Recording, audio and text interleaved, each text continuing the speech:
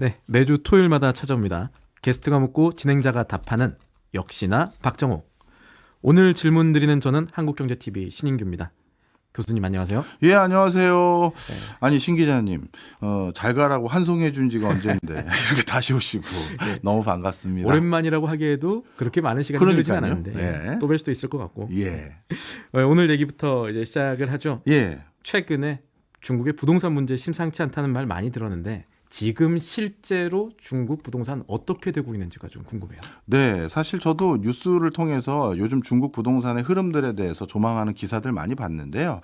이런 것들을 조금 더 객관적으로 우리가 살펴보면 앞으로 중국 부동산이 어떻게 흘러갈지 우리가 좀 쉽게 가름할 수 있을 것 같아서 오늘은 중국 부동산을 조금 통계적으로 짚어보면서 지금의 상황을 진단해보고 앞으로 어떻게 될 것 같은지 그것까지 좀 살펴보려고 하는데요.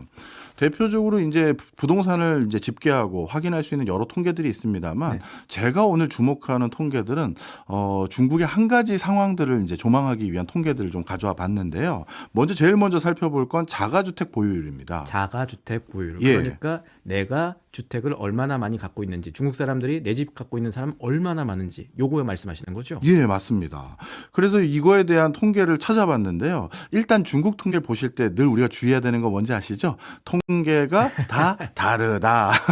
어떤 게 진짜일까? 그러니까요. 그래서 오늘도 자가주택 보유율에 대한 통계를 몇 가지 중에서 이제 대표적으로 방향성은 비슷해요. 네. 근데 그 중에 몇 가지를 먼저 소개해 드리면서 시작을 해보면 중국 최대 부동산 개발 기업인 헝다. 이 헝다 산하에도 부동산 연구소가 있습니다. 헝다 연구원이라는 곳이 바로 거기인데요. 거기서 얼마 전에 보고서가 하나 나왔는데 중국의 도시 주민들의 보유율, 주택 자가 보유율이 대략 70% 정도 될 거라고 판단된다는 거예요. 70%라면 상당히 높아 보이는데. 맞습니다. 예, 정확하게 지적하셨어요. 대표적으로 여타 국가들과 한번 우리가 비교를 해보면 네. 미국의 자가 보유율이 한 64% 되고요. 일본이 61%, 독일이 46%고 우리나라도 한 60%대 됩니다. 네네. 그러니 여타 국가들보다 상당히 높은 수치가 맞는 그렇죠. 거죠. 그다음에 그럼 나머지 30%는 다 뭐냐라고 했었을 때 10% 정도는 그 중국은 그 농민공들이 대도시로 와서 일하는 분들이 많으시잖아요. 맞습니다. 그러다 보니까 그 회사 측에서 제공해주는 사택이라고 해야 될지 기숙사라고 해야 될지 이런 주택들에 거주하시는 분들과 아주 초단기 임대를 하고 그러니까 글로벌 기업들도 여기 해당되는 것도 있어서 꼭 농민공이라고만 할 수는 없는데 네. 이 두 가지 형태가 한 10% 정도 됩니다. 이거는 어떻게 보면 시장에서 약간 빠져도 되는 수치들이라고 보시면 돼요. 회사에서 제공해주거나 잠시 체류할 때 빌렸다가 그냥 빠져나가는 거니까요. 그럼 실질적으로 우리나라의 월세와 유사한 수요는 20%밖에 안 되는 거죠. 네. 이게 중국의 지금 상황입니다. 그럼 첫 번째로 우리가 여기서 확인할 게 생각보다 자가 보유율이 높네. 그러면 만약에 지금 중국이 부동산 경기가 꺼져가니 이걸 되살린다라고 했었을 때 누군가가 집을 사야 되잖아요. 그렇죠. 그 집을 사는 첫 번째 목적은 당연히 내 집장만이어야 되는 게 통상적인데 이미 내 집장만한 사람들이 너무 많다. 그렇죠. 그다음에 또 한 가지 더욱더 주목할 부분이 있습니다. 중국의 청년 자가 보유율이에요. 이 통계는 사실 중국 내부에서 공개한 적은 별로 없어요. 네. 아예 없습니다. 별로가 아니라. 그런데 HSBC에서 네. 연구를 한 결과를 작년에 제출을 해서 발표한 게 있는데요. 이 HSBC 연구를 봤더니 저도 깜짝 놀랐는데 중국 청년층의 자가주택 보유율이 꽤 높은데요. 대충 한번 넉넉히 써보세요. 꽤 높다고 하면 네. 그래도 한 30% 정도. 왜냐하면 돈이 없을 것 아닙니까? 빚을 내도 한계가 있을 것인데 어느 정도 될지 30% 넘으니까 저한테 이렇게 질문하셨죠. 자, 우리나라의 청년들의 자가주택 보유율을 30대를 기준으로 집계한 게 있거든요. 네. 국토부에서. 그게 2012년도 기준으로 27%였어요. 27%. 우리나라가. 네. 그런데 제가 꽤 높다 그러니까 중국은 훨씬 높겠죠. 30% 그냥 넘어가는. 그렇죠. 청년들의 자가주택 보유율이 무려 70%예요. 야, 그러니까 청년들 대부분 집이 있는 셈이 돼버리는 거거든요. 아니 이게 어떻게 가능하냐. 일단 HSBC가 집계한 방법은 19살부터 네. 36살 사이에 청년 9,000명을 대상으로 9개 국가들을 대상으로 설문조사를 해서 너 집이 있니? 물어본 거예요. 그렇게 했더니 중국의 이 나이 또래의 대상자들 청년들 중에서 자가를 가지고 있는 비율이 70%로 세계 최고 수준이고요. 나머지 조사 대상 국가 9개국의 평균치가 40%밖에 안 돼요. 대표적으로 중국 다음으로 청년들 자가주택 비율이 높은 데가 멕시코인데 46%, 프랑스가 41%, 미국이 35%, 영국이 31% 수준이에요. 야, 이 얘기를 들으니까 두 가지 질문이 생기는데 네. 하나는 청년들이 집 살 정도면 정말 과열이 심했을 것 같다. 어느 정도로 지금 과열이 심한 건가? 요거 하나 먼저 질문 드릴 거고 네, 그거랑 덧붙여서 빚을 정말 많이 냈겠구나 이런 생각도 드는데 맞습니다. 그만큼 과열이 좀 심했다라는 얘기가 되겠죠. 맞아요. 이 두 가지 말씀이 다 그 과열을 대변하는 거잖아요. 청년들마저 집을 샀다는 건 과열이 그만큼 심했다는 얘기인 거고, 두 번째, 청년들은 상대적으로 돈이 없는데 그렇죠. 그만큼 대출을 많이 낀 거 아니냐. 그래서 대출도 껴서 사기도 하지만 그것도 모자라서 어떤 방식이 있었냐면요. 저도 이 청년들이 이렇게 높은 자가를 보유한다라는 것에 대해서 좀 이해가 안 가서 자세히 살펴봤더니 일단 한 차례 정부의 묵인이 있었던 시점이 있었어요. 정부의 묵인이 있었다는 거는 네. 이게 어떤 얘기가 될까요? 예, 2004년도부터 중국의 부동산 정책이 바뀌기 시작했습니다. 1990년대 후반부터 중국이 민간 주택도 이제 시장으로 넘겨서 마음껏 사고 팔게 해봤거든요. 그랬더니만 90년대 후반부터 2003년까지 부동산 가격이 정말 폭등하는 거예요. 지역에 따라서는 뭐 그 기간 동안 10배, 20배 오른 데도 많고요. 그러다 보니 이거 안 되겠다. 부동산이 너무 광풍이다 해서 2004년도부터 부동산을 억제하기 위해서 대출을 규제한다든가 다주택자를 규제하는 규제들을 많이 만들어냈는데요. 그런데 2004년, 2005년, 2006년 이걸 제대로 좀 해보려고 하니까 2007년도에 글로벌 금융위기가 터진 거죠. 예. 그래서 이거 도저히 안 되겠다. 지금 소나기 올 땐 좀 피해가는 게 좋겠다 싶어서 그때 규제를 다시 좀 풀었어요. 부동산 관련한 규제를. 네. 그런데 놀라운 사실은 2004년부터 2007년까지 규제를 강화했음에도 불구하고 부동산 오르는 그 추세는 크게 주춤하지 않았어요. 꺾이지가 않았던 거고. 그렇죠. 거기다가 규제까지 풀어줬으니 이제는 정말 광풍이 분 겁니다. 이렇게 정부가 규제해도 부동산 가격은 오르는 거야. 봤지? 이제는 나도 대출 껴서 집 살 수 있게 됐으니 사자 이렇게 된 거고, 그 당시 중국이 내수 경제를 부양하기 위해서 중국의 국영은행과 민간은행 그다음에 촌지 은행들이가 또 있어요. 그런 은행들이 전부 다 이제 대출을 장려해 주기 시작했는데 이미 집 산 사람들에게도 대출을 자꾸 해줘야 본인들도 매출도 오르고 국가 경제 활성화에도 기여되잖아요. 그래서 그 당시 누구에게 주택담보대출을 해줬냐면 대학교 3학년, 4학년생들에게. 아니 무슨 돈이 있다고 무슨 담보가 있다고. 자, 로직은 이래요.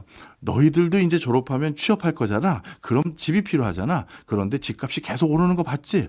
어차피 1, 2년 뒤에 집을 사야 된다는 건 지금 미리 사놓는 게 너에게도 이득일 거야. 자산 형성에 도움이 될 거야. 그렇죠. 오히려 더 싸게 취득할 수 있는 기회야. 이렇게 된 거예요. 근데 지금 기자님이 중요한 얘기 해주셨잖아요. 뭔 돈이 있어서. 그러니까요. 그 얘기는 달리 말하면 은행권 입장에선 이 대학생들의 담보력도 믿을 수가 없고 취업한다는 보장도 없는데 뭘로 도대체 이 친구에게 이렇게 대출을 해준 거냐. 자, 뭘 믿었을까요? 그 자식들이 돈을 못 갚으면 누가 갚는다? 엄마 아빠가 갚아주겠다. 그렇죠.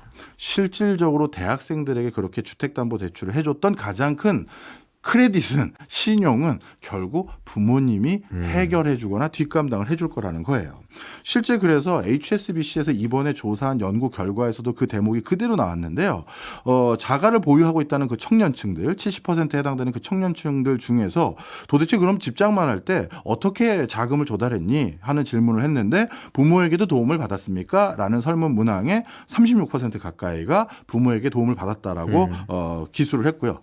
그런데 실질적으로 연구진의 어떤 코트된 내용은 실제는 더 높을 거다. 부끄러우니까 엄마 아빠 도움 안 받았다고 하겠다고 했겠지만 네. 실제로는 뭐 한 60%, 70% 했을 수도 있고 뭐 그렇죠. 그렇게 보인다라는 예. 얘기. 그리고 사실 부모가 또 자식 이름으로 차명으로 집을 사는 게 또 중국에서도 규제 대상이었거든요. 그러니까 차마 얘기 못한 친구도 있을 것이다. 거라고 보는 거죠. 이처럼 중국이 어떻게 보면 여러 시기적으로 굴곡은 있습니다만 네. 그동안 그 규제를 해서 다주택자를 잡겠다는 노력도 안 한 건 아니거든요. 그런데 이렇게 여러 시도를 해왔던 적도 있지만 결국 규제를 못 막은 거예요. 규제를 통해서. 그래서 아이들도 어떻게 보면 아이들이라고 하긴 청년들이 좀 30대 중반도 있으니까 너무 뭐 이제는, 좀 그렇네요. 네, 하여튼 청년들도 예. 집이 다 있고 다주택자들도 많은 상황이 돼버린 거죠.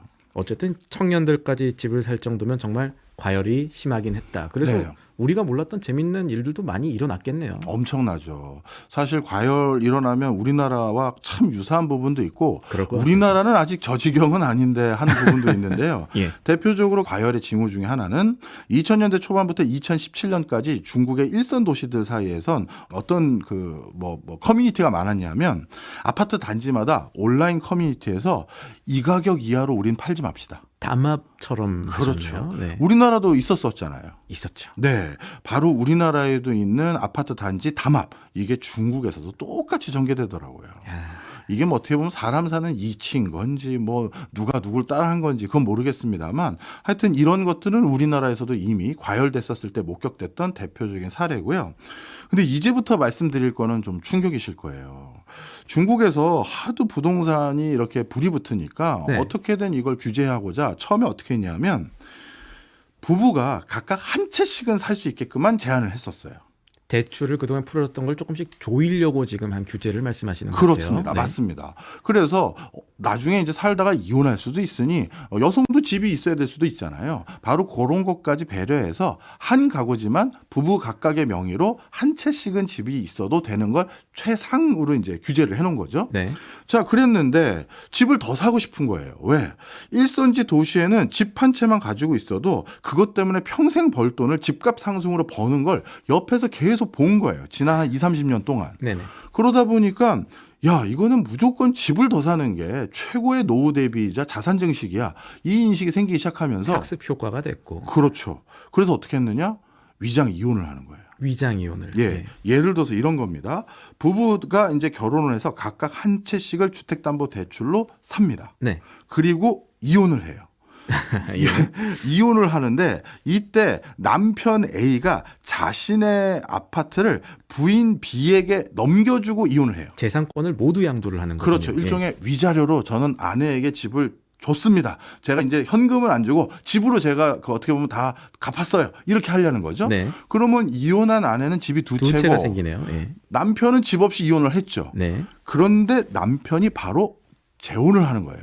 C라는 또 다른 여성분과. 네. 그러면 이제 남편은 C라는 또 다른 여성분과 재혼을 했으니 다시 집을 살 수 있는 권한이 생긴 거잖아요. 지금 그렇네요. 집도 없고. 그래서 C 이름으로도 집을 한 채 사고 자기 이름으로도 집을 또 사는 거예요. 그리고 다시 어떻게 하느냐? C랑 자기 이름으로 샀던 그 아파트 있지 않습니까? 그거를 다시 이혼하는 거예요. 다시 이혼하면서 C 아파트를 남편이 받아오는 거죠. 내가 다시 이렇게 받아오는 이번에는 받아오는. 그렇죠. 그러니까 이건 C하고 사전에 약속된 했겠죠. 거죠. 짰겠죠. 그러면 이렇게 되면 남편도 이제 집이 두 채가 되고 아내는 자기가 증여한 양도해줬던 집 두 채 원래 있잖아요. 네 그리고 채가 이 두 부부가 다시 결혼을 하면 되잖아요. 재혼을 하는 거죠. 재결합을 하면 그렇죠. 그래서 이 부부는 동시에 갑자기 집 네 채를 갖고 있게 되는 상황이 되는 거죠. 야, 이게 제 궁금한 게 좀 생기는데 네. 이 이혼하고 재혼했을 때의 집이 네 채가 됐을 때 이걸 중국 정부가 막을 수 있습니까? 없죠. 왜냐하면 사람 사는 일이 그럴 수도 있다고 생각하는 거예요. 아내랑 불화가 있어서 남편이 결국 이혼을 했는데 다시 옛날 아내가 다시 좋아져서 여보 미안해 하고 그렇게 결혼한 건지 예. 진짜 모의를 했는지 모르잖아요. 그래서 중국 정부도 야 냄새는 많이 나는데 참 이러고 있는 거였습니다. 야, 이거 어떤 호연지기가 있으신 분들은 네. 뭐 같은 방법으로 뭐 이혼 한 두 번 하시면은 소형 아파트 한 동을 가질 수도 있겠다는 생각이 들긴 하는데 뭐 아 무슨 말씀인지 이해했어요. 집 네 채가 됐는데 또 이제, 이 남편분이 다시 이혼을 하고 네 채 전부 다를 아내에게 양도하고 다시 미안하다, 자기는 이렇게. 다시 미안하다 하고 다른 사람과 또 결혼해서 두 채를 또 한 다음에 또 한다. 야 이거 중국인들이 방송 들으면 그 생각은 못했는데 했을 수도 있을 것 예, 같은데. 중국판으로 이 자막이 나간지 모르겠는데 하여간 뭐 법으로 막을 수 없기 때문에 그런 일들이 생긴다는 것까지 저희가 확인을 했고 네. 그런 일이 있을 수 있다는 건 결국 중국의 부동산이 계속해서 오르고 있다라는 얘기가 되는 건데 네. 이 최근에 이 과열 얘기 많이 나오고 또 한편으로 우리가 알아야 되는 거는 중국 경제가 심상치 않다 이런 얘기 많이 나오면 지금 중국의 부동산 가격 혹시 집값이 좀 떨어지고 있습니까? 어떻습니까? 예, 정확하게 그거부터 말씀드리면 북경하고 상해랑 선전의 가장 노른자위 지역은 아직도 오르고 있는 데가 있어요. 전체적으로 좀 떨어지지만 그렇죠. 상급지라고 부르는 곳은 여전히 올라요. 오른다. 그거를 아주 쉽게 확인할 수 있는 게 예. 중국인들도 안전 성향에 대한 대비를 해야겠다는 인식이 많아진 것 같아요. 어떻게 보면 시진핑 정권이 들어서고 난 뒤에 주식시장이 굉장히 곤두박질 쳤고 이번 3기 일을 말씀드리는 겁니다. 네. 그러다 보니까 이제 주식이라는 재테크가 매력 없어진 부분이 일부 있고 그다음에 부동산이 대표적인 자산 증식인데 지금 부동산 시장도 어떻게 보면 이렇게 시장이 좋은 여지가 없어지고 있는 거잖아요. 그렇죠. 그러다 보니까 중국인들이 지금 돈이 조금씩 생기거나 돈을 조금 더 벌고 있는 그 중국도 나름대로 돈 많이 벌고 있는 사람도 있을 테니까요. 그런 사람들이 선택한 가장 안정적인 투자처는 일단 영순위가 금이고요. 금. 그래서 요즘 중국인들이 금을 그냥 제낀다는 표현이 맞는 것 같은데 맞습니다. 작년 올해까지 해서 중국 중앙은행에서 산 금이 250톤 정도 된다고 들었어요. 김민은행에서 많이 샀죠. 네. 이 250톤이 어떤 정도의 수치냐면요. 2015년도, 2017년도 즈음에는 전 세계 중앙은행이 금을 매입한 양이 250톤 정도예요. 전 세계를 매입한 것 수준으로 중국이 이번에 샀다. 그렇죠. 매입했다, 이렇게. 전 세계 중앙은행이 그 당해년도 금 매입한 양만큼을 중국 중앙은행이 이번에 산 거예요.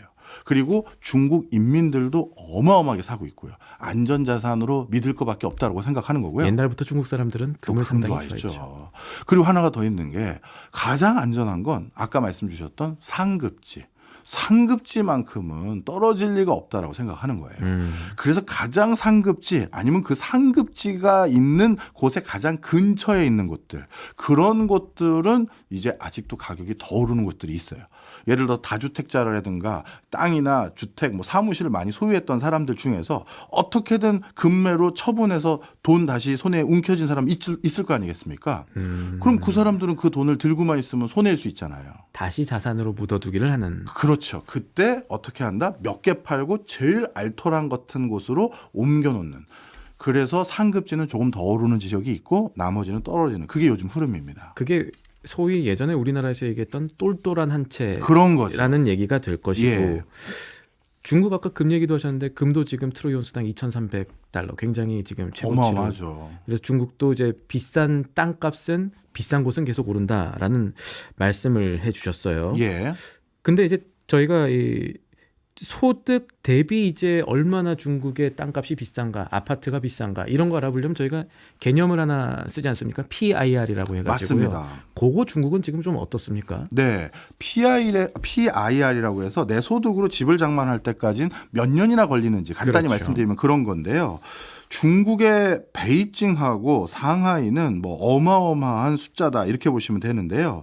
이것도 먼저 우리나라 상황을 알려드려야 비교가 쉬울 것 같은데 우리나라에서 국토부에서 집계한 결과를 바탕으로 우리 PIR을 계산을 해보면 수도권 지역이 9.3배. 그러니까 한 9년 정도 걸리면 수도권 지역에 아파트를 장만할 수 있다라고 보는 거고요. 사실 이게 통계마다 조금 다른 맞습니다. 건 있습니다만. 그래서 제가 국토부 통계에 따르면이라고 아하. 단정을 지은 게 국토부가 2022년 주거 실태 조사에서 발표한 내용입니다. 그래서 수도권 지역이 9.3년이고요. 네. 그다음에 서울 지역이 15.2년으로 집계가 돼요. 국토부는요. 그런데 상하이하고 베이징이 얼마냐? PIR이 상하이가 49.1년. 49년이면은 내 살아생전은 쉽지 않은 거죠. 사회생활 시작하고 나서부터 계산해야 되니까. 그것도 이제 숨만 쉬고 이제 돈만 벌어서 돈만 모아야죠. 예. 그다음에 베이징이 조금 더 셉니다. 49.7년. 야, 집 한 채 살려면은 49년 넘게 일해야 된다. 예. 그만큼 과열이 심하다. 여기까지 해주셨어요. 예, 맞습니다. 근데 우리 그 기자님께서 정말 중요한 얘기를 해주셨는데 PIR은 집계하는 방식에 따라서 그 숫자가 좀 달라집니다. 예를 들어서 어느 나라의 중위소득을 가진 사람이 그 나라의 몇 평대에 어떤 아파트를 구매하는데 몇 년이 소요되는지 이렇게 계산하는 걸 어떻게 하느냐에 따라서 기간이 당연히 달라질 거 아닙니까? 늘어날 수도 있고 줄어들 수도 그렇죠. 그래서 이거는 상호 비교하는 게 되게 중요해요. 네. 그래서 국가 비교 통계 사이트인 눈베이라는 곳이 있는데 여기에서 소득 대비 주택 가격 배율 즉 PIR을 상호 비교하도록 전 세계를 다 계산을 동시에 같은 기준으로 한 게 있는데요. 넘배우 기준으로. 네. 여기에서는 어떻게 했냐면 중위 사이즈인 90제곱미터의 아파트 가격을 기준으로 해서 그 90제곱미터의 해당 국가의 그 도시의 아파트 가격은 그걸로 했고요. 그러니까 뭐 200평, 100평 뭐 아니면 15평 이런 게 이런 아니라 거는, 예, 제외를 해야죠. 그런 걸 제외하고 한 90평이니까 90제곱미터니까 우리나라로 따지면 이게 몇 평인가요? 27평 정도 27평 정도 되네요. 우리나라도 같은 기준. 그렇죠. 쓰죠. 예. 그래서 요걸 기준으로 해서 가계의 평균 가처분 소득, 평균 가처분 소득을 기준으로 해서 그런 평균적인 소득을 보인 사람이 요런 평형대 아파트 살려면 얼마나 걸리는지 비교를 한 겁니다. 그랬더니만 아까 말씀드린 것처럼 중국의 대표적인 대도시인 상하이 49.1년, 베이징 49.7년인데 대표적으로 이렇게 높은 국가들은 중국 말고는 어디냐 하면 우리가 중진국 이하의 국가들이 많아요. 특히 정세가 불안해서 인프라를 제대로 관리하지 못한 국가들. 대표적으로 시리아. 맨날 내전이었었잖아요. 중동에 있는. 예, 그러다 보니까 여기는 웬만한 좋은 주택은 안 남은 거죠. 그래서 86.7배가 시리아로 제일 높았고요. 그 다음에 가나, 그 다음에 78.6배고요. 그 다음이 홍콩이에요. 44.9예요.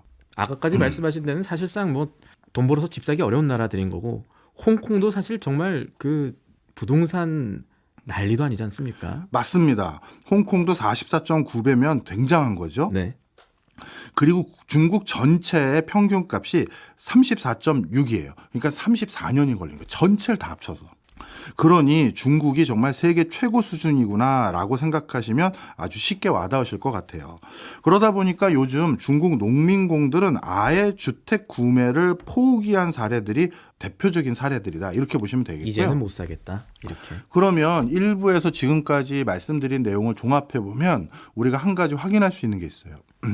중국 정부가 부동산 지금 불황을 극복하기 위해서 네. 규제를 일부 완화했습니다. 다는 아니에요. 일부 완화한다든가 이런 조치를 하고 있는데 그 조치를 취하면 부동산 경기가 살아날 수 있을 것이냐라고 했었을 때 일단 첫 번째 자가 보유율이 또 청년들의 자가 보유율이 너무 높다. 그러니 집을 더 살려고 했을 때 저도 집 하나 장만합시다. 이런 수요는 이제 찾기가 점점 줄어들었다. 그럼 두 번째 뭔가 손에 잡힐 듯해야 사는 거잖아요. 그렇죠. 그런데 PIR이 이렇게 높다는 건 아유 이거 뭐 조금 대출 조금 찔끔 해준다고 내가 사기가 쉽지 않습니다라는 계층이 너무 많다라는 거예요.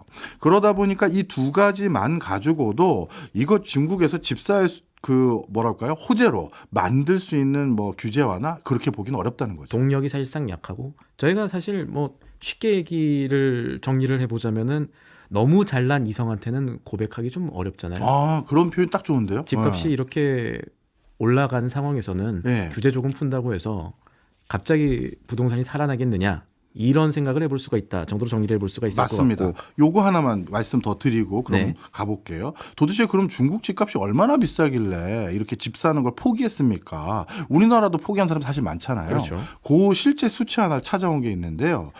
중국의 대표적인 신도시 중에 우리 판교와 같은 곳이 있죠. 어디입니까?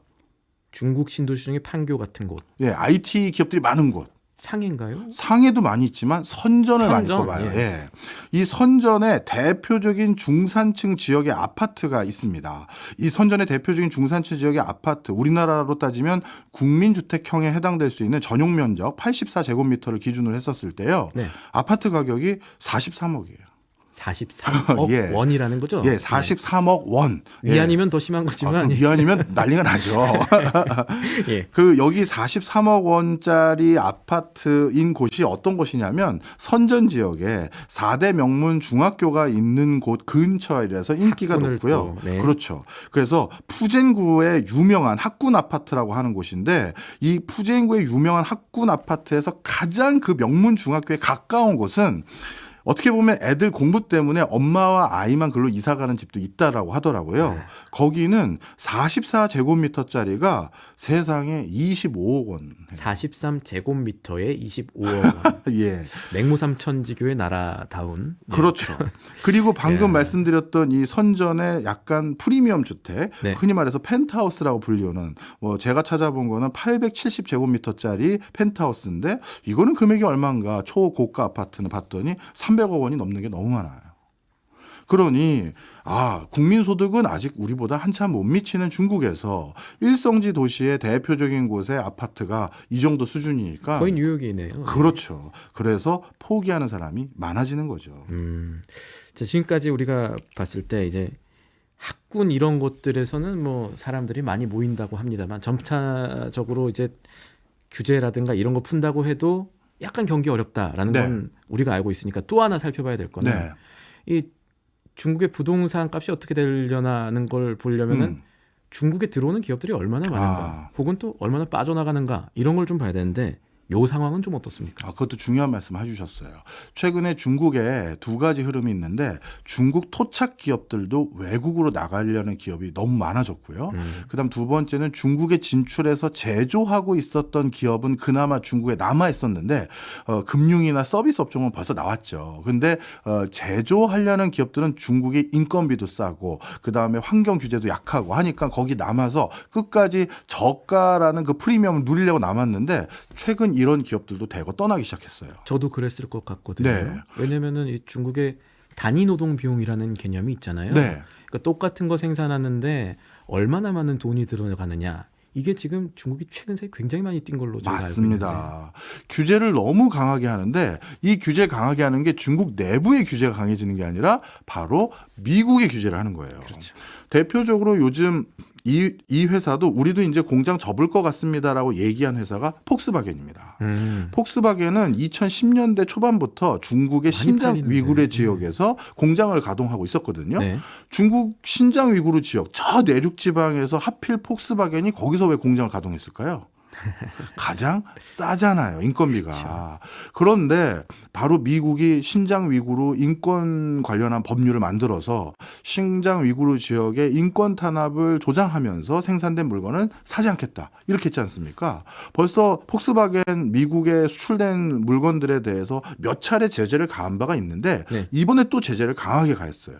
중국에서 생산돼서 미국으로 수출된 폭스바겐 완성차들을 더 이상 한국에 정박해서 하역해 놓은 것을 들여보내진 않는 거예요. 왜? 신장 위구르의 인권 탄압으로 만든 물건들 해서 이렇게 제재를 가한 거죠. 사실상 미중 갈등의 어떤 이 불씨가 될 수 있으니 이런 것들을 가지고 미국 입장에선 중국을 조금 더 어떻게 괴롭혀보자라는 얘기가 되는 것이고. 맞습니다. 바로 그러다 보니까 글로벌 기업들이 이제 싼 생산 여건과 규제 완화 여건만 보고 중국에 있기가 너무 어려워진 거예요.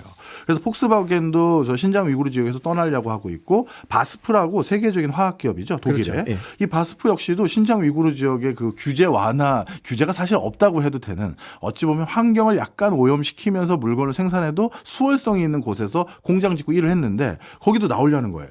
자, 그러면 신장 위구르 지역은 아직 일선 도시도 아니고 이제부터 부동산을 어떻게 보면 개발하면서 정주여건을 개선해야 될 곳인데 글로벌 기업들이 나가면 빠져나가면 그렇죠. 글로벌 기업들의 직원들도 거기 살 이유가 없어지는 거고 또 그 기업에서 뽑은 우수한 인재들도 거기에 살 이유가 없어지는 거죠. 그러다 보니까 지역에서 이렇게 글로벌 기업들에 의존해서 뭔가 붐을 일으켜 보려고 했던 곳은 더더욱 더 부동산 경기가 악화되고 있는 상황이에요. 이해했습니다. 그러면 그동안에 상당히 과열이 됐던 중국의 부동산 지금 여러 가지 변화의 움직임들이 있었던 것으로 보이는데 요거를 금융권이나 아니면 뭐 전문가들은 앞으로 중국의 부동산 어떻게 될 거다 보고 있습니까? 네, 이 전문가들 얘기를 들어보면 더 우울한데요. 네. 이렇게 말씀드리면 좋을 것 같습니다. 전문가들의 내용을 전부 썸해보면, 그러니까 합쳐보면 높은 가격에 따른 구매 의욕 상실, 그 다음에 실수요 계층의 감소. 이게 앞에서 제가 두 가지 말씀드린 말씀드렸던. 거죠. 그 다음에 높은 자가 보유율. 이것도 말씀드린 거고. 그리고 정체된 도시화율. 이건 외국 기업 빠져나가면서 산업도시가 안 되는 것들. 이런 것들이 종합돼서 중국의 부동산 경기는 이미 정점을 지난 것으로 보인다가 글로벌 투자 회사들의 중론이에요. 그러다 보니까 이런 것들을 아주 제한적으로 지금 찔끔찔끔 규제를 풀어주고 있는 중국의 부동산 정책 완화만 가지고는 해결되기가 쉽지 않다라는 게 외국에서 중국 부동산을 바라보는 시각이고요. 그 다음에 중국 내부에서는 그럼 중국 부동산에 대해서도 낙관적으로 보는 거냐, 거긴 또 언론도 약간 통제하는 게 있으니까 예, 그렇죠. 좋게 보는 거냐 했을 때 아니에요. 대표적으로 중국의 명망 있는 공무원 출신이었던 허킹이라는 이분이 전 중국 국가통계국 부국장이었어요. 네. 이 허킹이 작년으로 기억하는데요. 뭐라고 얘기를 했냐면 중국의 14억 인구를 전부 다 아파트를 다 새로 하나씩 더 줘도 빈 아파트를 다 못 채운다. 빈집이 그만큼 많다. 그렇죠. 그러니까 14억 명 모두에게 집을 하나씩 다시 다 나눠줘도 그러고도 지금 빈집이 남을 지경이다. 너무 공급이 초과 공급이라는 걸 얘기를 해주고 있는 거죠.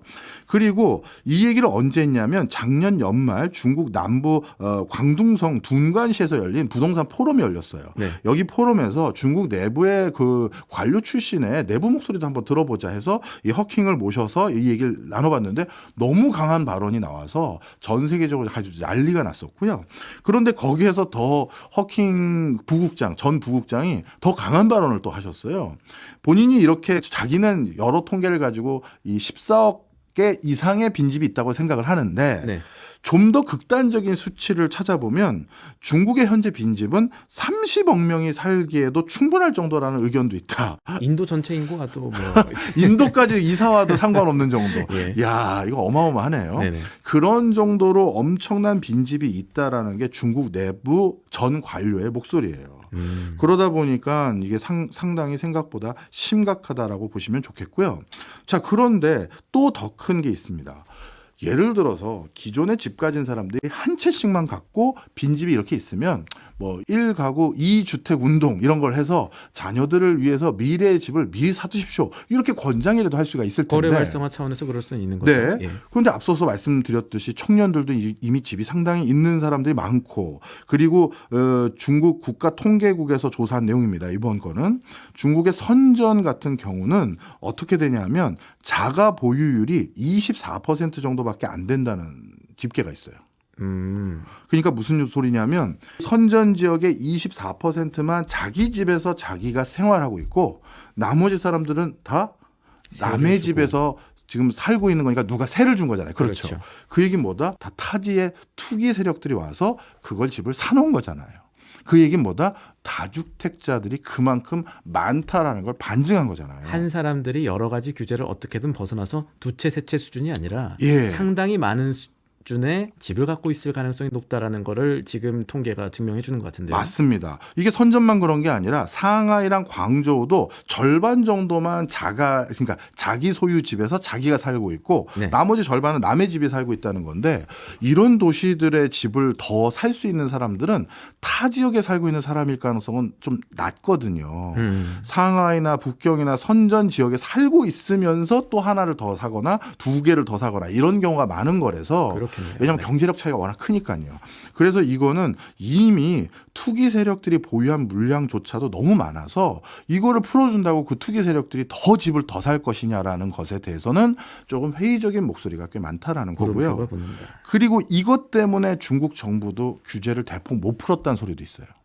이거 규제를 또 풀면 투기 세력들이 또 더 사고 집값 너무 또 오르면 정치적으로 반발도 일어날 수 있어요. 그렇죠. 그리고 민간 일반인들은 거의 못 사는 그런 집들인데 풀어줘봤자 이런 생각도 있어서 전폭적인 완화는 못하고 있는 형국이다. 이렇게 보는 겁니다.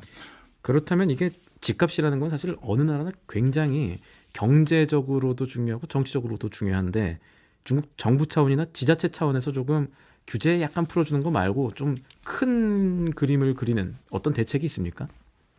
네, 저는 뭐 몇 차례 우리 송경제에서 역시나 박정호에서도 말씀을 드리긴 했습니다만 중국에게 남은 선택지는 점점 국유화로 귀결돼 가는 듯한 느낌이 많아요. 나라가 이 다- 땅을 다시- 가지고 그렇죠. 그 주택을 전부 국유화해 버리는 거. 왜 그런지 설명을 드리겠습니다. 원래 자가 보유율이 어느 나라에서 60%가 넘어가면 그 나라 수뇌부 또는 그 나라에서 대통령이나 총리나 수석이 되고 싶은 사람들, 주석이 되고 싶은 사람들은 집값을 못 떨어뜨려요. 생각해 보세요. 유권자의 태반이 이미 집주인인 거잖아요. 그렇죠. 자가 보유율이 60%가 넘었다는 건. 그러면 유권자들이 집을 장만한다는 건 대부분의 국가에서 온전히 내 돈으로만 장만하는 경우 없거든요. 앞으로 20년, 30년 거치로 집 값도 갚아가야 되는 분들이 많아요. 그런데 갚아야 될 대출이자도 많고 원금도 많은데 저는 주택 안정을 위해서 아파트를 반토막을 내놓겠습니다 라고 하면서 정권을 잡을 수 있다? 어렵죠. 어려워요. 공도 분열이 될 것이고. 맞아요. 그래서 대부분의 국가에서 자가 보유율이 60%가 넘었을 때는 그 나라의 대통령이나 총리나 주석 후보로 나온 사람들은 모두 뭘 하냐 하면 기존 집값을 반토막으로 내놓겠습니다를 얘기하는 게 아니라 집 없는 사람들을 위해서 뭐 한다? 집을 더 공급하겠다. 만들어서 드리겠다. 반값 아파트 드리겠습니다. 그렇죠. 뭐 그 이렇게. 반값 아파트는 기존 아파트가 아니라 새로 지은 거를 싸게 공급해 드리겠습니다인 거거든요. 그러다 보니까 뭐 신도시 짓겠다, 뭐 이런 여러 가지 얘기가 그런 맥락인 거죠. 공기업 통해서 뭐 기존 뭐 주택 매입해서 그렇죠. 뭐 여러 가지로. 예, 바로 그런 전략들을 얘기하는 거거든요. 단 한 번도 기존 집값을 떨어뜨려 드리겠습니다라고 얘기한 거를 제가 본 적이 없어요. 혹시 우리 저 청취자분들 중에서 해외 사례 중에 자가 보유율이 60% 넘은 국가에서 기존 주택을 반값으로 뚝 떨어뜨리겠다라는 공약을 제시하고 당선된 사례가 있으면 저한테 좀 알려주세요. 저도 많이 찾아봤는데 없었거든요. 그런데 중국은 이 리스크가 없는 나라죠. 그렇죠. 시진핑이 재선에 걱정을 해야 되거나 모든 지자체 국회의원들이 인민들에게 일반 직선제로 투표를 통해서 재선에 당선돼야 될 고민하는 그런 국가 체제가 아니잖아요. 아니니까요. 그러다 보니까 어차피 집 없고 어떻게 보면 부유하지 않는 사람들이 절대 다수잖아요. 그 사람들의 민심을 다독거리는 아주 쉬운 방법은 이제는 정말 이 나라만 할 수 있는 방법일 수도 있죠. 전부 국유화해서 우리가 잘 정리하고 또 그리고 적정한 가격에 적정한 형태와 시계열로 다시 집을 완공 못한 거는 완공해 드리고 그리고 지금 착공 못한 거는 착공해 드리고 이렇게 정리하겠다라고 나올 가능성이 굉장히 높아 보여요. 부동산 부분에 모라토리엄이 중국은 가능할 수도 있다라는 얘기가 될 수도 있을 것 같은데 그런데 네, 그걸 하려도 사실은 돈이 필요할 건데 그렇죠. 재원 마련은 가능한 수준이 될까요? 자, 그래서 국유화가 남은 선택지 중에 높을 것 같긴 한데 네. 이것도 쉽지 않아 보이긴 해요. 자, 이게 무슨 소리냐면요. 중국의 지방 정부는 굉장히 독특한 제도를 하나 운영해 왔던 게 있습니다. LGFV라는 거예요. LGFB. 예, 이게 Local Government Financing Vehicle 이렇게 부르는데요. 쉽게 얘기해서 우리나라 말로 번역을 굳이 해보면 지방 정부 자금 조달용 특수법인 이렇게 될 거예요. 번역을 하면 이게 왜 뭐냐면 중국은 하방이라고 해서 지자체로 우수 관료들을 내려보낸 다음에 거기서 좀 뭔가 잘하는지를 보고 그다음에 역량이 있으면 다시 중국 공산당 중앙위원회로 들어와서 복귀시키는. 복귀한 다음에 능력이 좋은 사람은 뭐 한계 없이 아주 높은 데까지 올라갈 수 있는 트랙으로 가고 그렇지 못한 사람은 또 한계가 있는 어느 관료까지만 못 가고 이런 게 나눠지거든요. 그런데 각 지자체를 평가할 때 그 평가 지표에 상당히 중요한 요소로 그동안 비중을 봤던 것이 경제 성장률이에요. 그 지자체 경제 성장률. 그런데 경제를 가장 쉽게 성장하는 방법이 뭐겠어요? 자산 가치 높여서. 그렇죠. 계속 뭔가 짓는 거잖아요. 그렇죠. 투자를 하고 개발을 하면 경제 성장률은 그냥 올라가거든요. 거기가 빈집이든 아니든 지으면 올라가요. 네. 그러다 보니까 중국 지방 관료들이 빚까지 땡겨서 또 다리 짓고 항만 건설하고 항공하고 또 이런 주택도 계속 공급하는 걸 유도했던 거예요. 그렇게 성장률을 높여야 자신의 나중에 입지에 도움이 될 테니까. 그렇죠. 그리고 선배들을 봤더니 그 전략을 했던 사람들이 잘 실력을 됐구나. 인정받아서 다 잘 돼가지고 높은 데 갔고 그리고 그 지자체가 선점 효과라고 해야 될지 뭐라고 해야 될지 모르겠습니다만 진짜 경제적으로도 왕성한 성과를 낸 데도 꽤 많이 있거든요. 그래서 후배들 중에서도 바로 저거다, 저걸 해야겠다 해서 갔어요. 그럴 수 있겠네요. 네. 예, 그런데 중국 정부도 바보는 아니죠. 얘네들이 이렇게 무리하게 부채를 자꾸 땡겨가지고 자꾸 수치만 맞춰오네? 당연히 알았겠죠. 그래서 부채도 어느 정도 수준으로 관리하는 걸 점수에 넣기 시작했어요. 공무원 평가 점수에. 그랬더니만 어떻게 했느냐. 그 점수에 들어가지 않는 부채를 조달하는 방법을 생각해낸 거예요. 그게 바로 LGFV. 예, 바로 이렇게 특수 법인을 설립하면 중국 공산당 중앙에서 평가하는 시스템에서 부채가 싹 빠져버리는 거예요. 그래서 이걸 통해서 엄청난 개발 사업들, 건축, 부동산 사업을 계속 도모했던 거죠. 이거를 IMF에서 2023년도에 도대체 중국의 LGFV의 부채 규모가 얼마인지 조사를 해봤거든요. 네. 그랬더니 어떻게 됐냐면 중국 지방정부가 스스로 부채라고 주장하는 거는 7천조 원 정도 됩니다. 네. 이것도 어마어마한 숫자죠. 그럼요. 그런데 거기다가 LGFV를 합쳐보면 이 LGFV의 부채가 얼마냐면 1경 3천조 원이에요. 눈에 바로 보이지 않는 부채가 그 정도나 많다. 그렇죠. 왜냐하면 인사고가 잘 받아야 되니까. 그럼 이 두 개를 합치면 부채가 2경 원이 넘는 거거든요. 그래서 좀 전에 말씀 주신 질문. 국유화를 하려고 해도 돈이 있어야 하는데 이미 부채가 이런 정도로 많은데 국유화는 어떻게 가능할지 그게 다들 지금 의구심 어리게 보는 중국의 부동산 상황인 거예요. 그래서 결론은 뭐다? 중국 부동산 얘네도 아직 답을 못 찾은 것 같다. 문제만 있고 아직 답을 찾기는 어렵다. 네. 저는 이 얘기를 계속 듣다 보니까 중국 얘기를 하는 것 같지만 결국 우리나라 얘기와도 상통하는 점이 있는 것 같아서 이 많은 질문을 시사점이 있죠. 드리고 싶어요. 결국 이 중국의 부동산 상황이라는 게 우리나라에 주는 시사점은 어떤 것들이 될까요? 네. 우리나라에서도 사실 지방의 많은 경제는 건설 부동산 경기에 많이 의존하고 있는 게 이미 많이 진화된 형태입니다. 관급 공사라든가 정부에서의 어떤 청사진 아래 움직이는 어떤 경제 구조가 많이 있고요. 그다음에 우리나라도 사실 기존 주택에 대한 값을 낮추는 것은 이미 정부에서도 굉장한 부담감이 있어요. 우리나라도 자가 보유율이 60%가 넘거든요. 서울이 조금 작아서 한 50%대로 제가 마지막 통계 본 건 그렇게 되긴 합니다만 그러니까 자꾸 신도시 건설하겠다. 제3기 신도시 하겠다. 이런 걸로 귀결되는데 어떤 수준 이상으로 인구가 감소해버리면 이제 그 집들도 과연 다 꽉꽉 채울 수 있을지 그런 고민이 되고 그렇게 이렇게 인구가 줄어들면 그 3기 신도시 분들 또 쾌적하게 살게 해드리기 위해서 또 광역철도 놓고 하는 거 있잖아요. 그 고정비는 또 어떻게 뒷감당을 할지 그런 것들도 우리가 같이 지금 솔직하게 고민을 하면서 이 국토 이용에 대한 효과적인 대안을 좀 찾아야 될 시점인지 아닌가. 진짜 진솔한 담론이 필요한 때가 아닌가. 저는 그렇게 생각을 해봅니다. 그런 의미에서 오늘 얘기 정말 흥미로웠던 얘기인 것 같아요. 교수님 말씀 감사합니다. 네. 이렇게 확 끝내세요.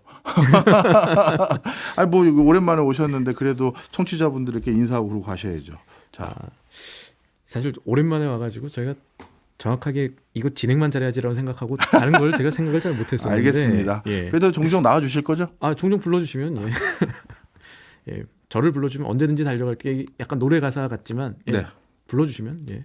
알겠습니다. 지금까지 신인규 기자였습니다. 고맙습니다.